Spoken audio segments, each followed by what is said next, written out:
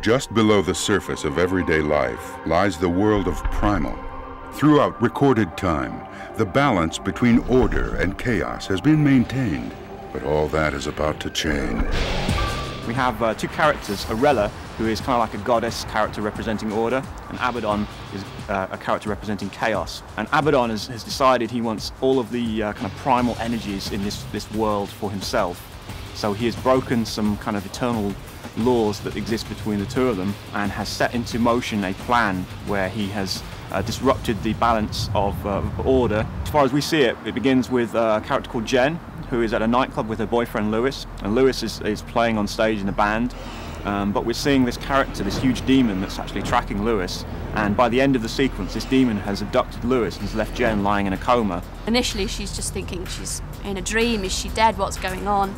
And Scree basically pulls her into the world of Primal, which is full of demons and monsters, and she's basically looking for her boyfriend at that time. Jen and Lewis are different from everyday people in a way that they don't even know.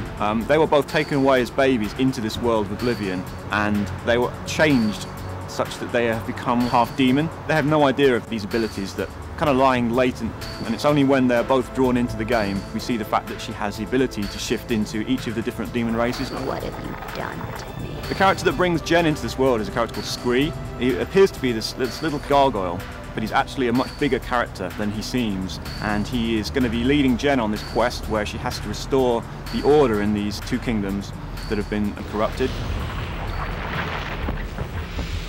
We want to see the relationship with Jen and Scree kind of develop through the game, so that they go from Jen thinking that Scree is this funny little guy. Except he looks like a fearsome, impressive creature, and you, well, I mean, well, you're you. Through to the end of the game where she really respects him and has seen that he has this real strength, and there's a real respect that develops between the two characters.